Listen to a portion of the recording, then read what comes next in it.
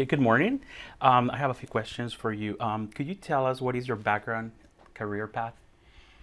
I started my life as a judge in my country, Algeria, in the 80s, and I went through different experience because I was kind of peculiar judge, activist, professor teaching at university, so particularly for training judges.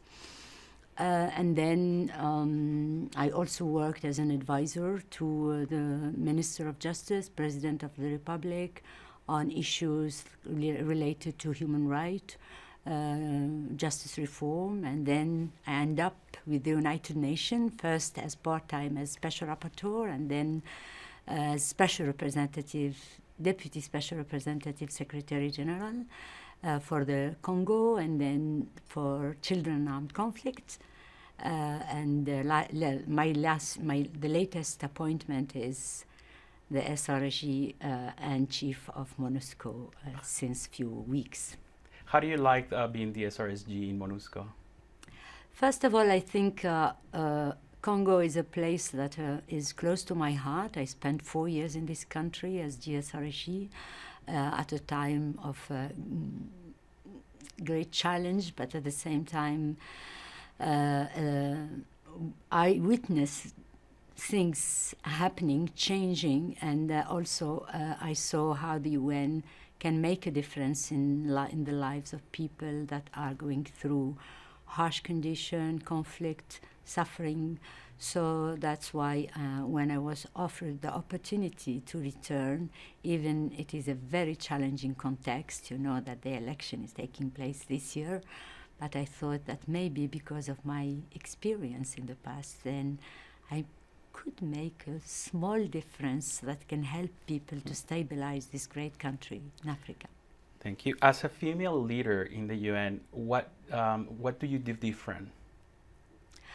I think it's important to have women leaders in this particular context because for a long time you have men that deal with conflict where the majority of the victims, of those who are affected, are women and children.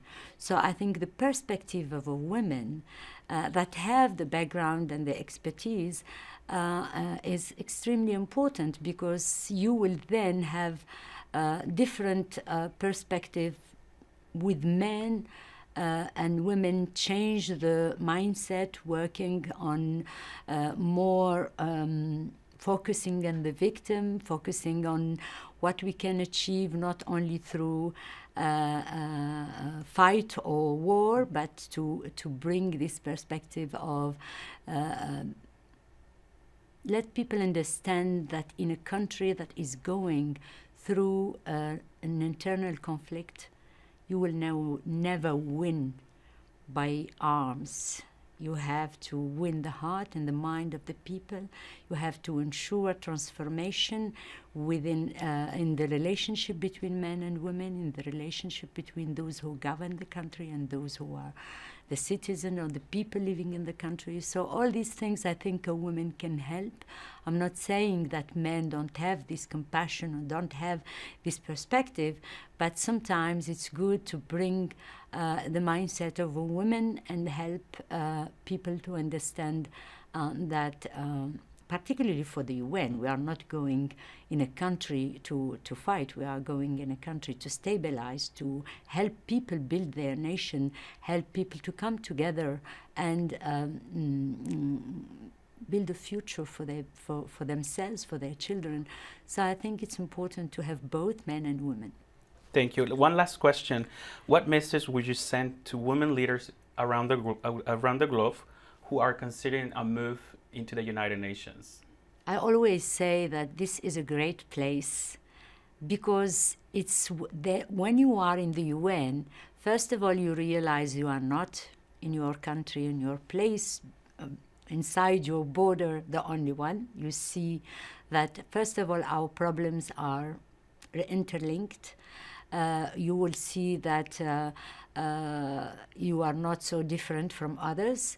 You will see that when we talk about human being, it has a sense. So the UN is the place where you can work about bringing people together, giving the big perspective. So I always say to women, what you cannot achieve inside border, the UN is an opportunity to allow you to have a great career. So I always encourage young women and even women with experience and expertise to come to the UN. Thank you.